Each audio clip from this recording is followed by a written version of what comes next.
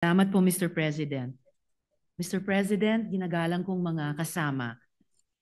With due respect sa mga may akda at taga-suporta ng resolusyong ito, nakatayo po ako dito para ipaliwanag yung aking boto ng no.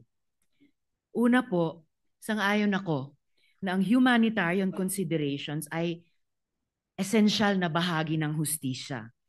At tamang dapat makonsern tayo sa general welfare at dignidad ng lahat ng mga Pilipinong nasa ibang bansa, ng lahat ng ating mga nakatatanda, at ng lahat ng mga persons deprived of liberty. Pero Mr. President, hindi tayo nagdi-deal sa sufficient facts. Wala pong indikasyon na ang ICC ay nagpapabaya sa pagbantay sa kalusugan at kagalingan ng mga taong nasa kustodiya nila. May panayam rin po, ilang araw ang nakalilipas, kung saan sinabi ng pamilya ni former President Rodrigo Duterte na he is well, even jolly, at kaya pa ngang makipag-usap tungkol sa maraming topic, kasama ang politika, flood control, at love life.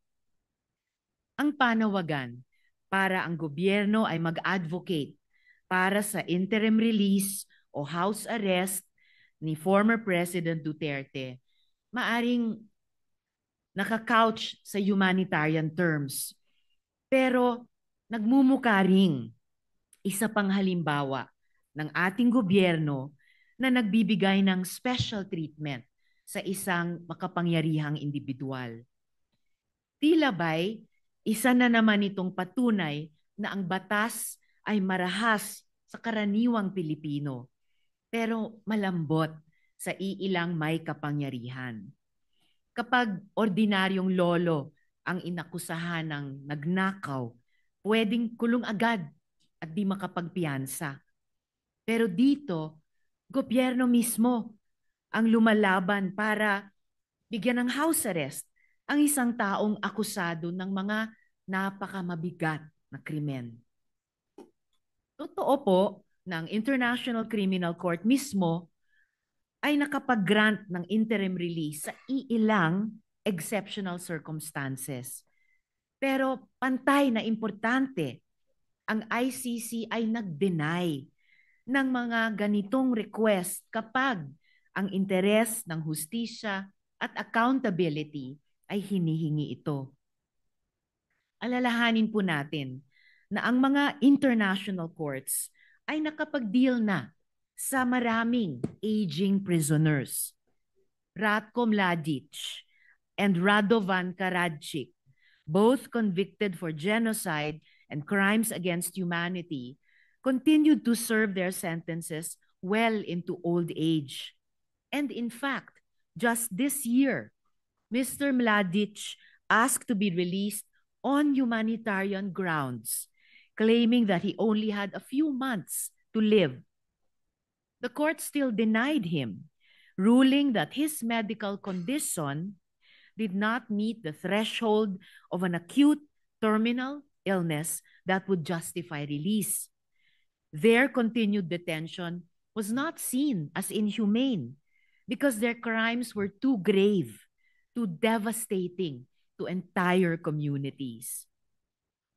Totoo naman, si dating Presidente Duterte ay hindi convicted. He stands accused pa lamang. Pero kahit sa kaso ng mga accused persons, nagpakita ang ICC ng pag-iingat.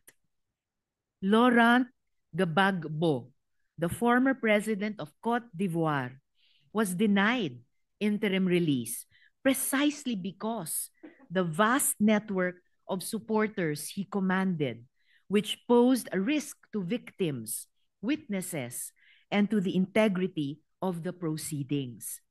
Eventually, Gbagbo was acquitted. His day in court came, and he walked free, not because of an early release or house arrest, but because of a judgment. Si dating Presidente Duterte din ay pwede pang umasa sa ganoon. But the path there is through trial, not through early release or house arrest. Kung tunay ngang may sakit ang dating Pangulo, hindi ba't ang solusyon ay dalhin sila sa ospital sa The Hague, Netherlands, habang binibigyan ng angkop na tulong at suporta mula sa Philippine Embassy doon? Mga kasama, ang mga atrocities ng tinatawag na war on drugs ay hindi mga guni-guni lamang. Sila ay mga winasak na buhay ng libo-libong mga mahihirap na Pilipino. Sila ay mga hiyaw ng mga nanay at tatay na ang mga anak kailanman ay hindi na umuwi. Sila ay mga walang markang libingan at yung kultura ng impunity na hanggang ngayon nagmumulto sa ating lipunan. Hanggang sa araw na ito, yang mga pamilya ng mga biktima ay nagde-demand pa rin ng hustisya, katotohanan at accountability, habang patuloy din silang natatakot para sa kanilang mga buhay.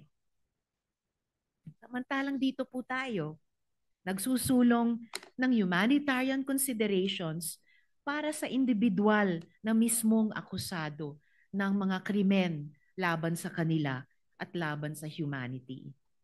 Noong 2016, sinabi ni Presidente Duterte na wala siyang pakialam sa human rights. At kahit iutos pa ang pagpatay, walang makakaaresto sa kanya. Immune siya dahil matanda na siya pagkatapos ng termino.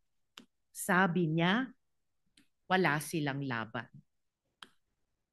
Tama ba si Presidente Duterte? Ang resolusyong ito ang magiging sagot ng Senado sa tanong na iyan. Alang-alang sa pagrespeto sa hustisya, fairness, at alaala nung ang mga buhay nila ay ninakaw at winasak. Ipagpaumanhin niyo po, Mr. President at mga kasama, hindi ko po in good conscience masuportahan ang resolusyong ito. Bumoboto po ako ng no. Salamat po, Mr. President.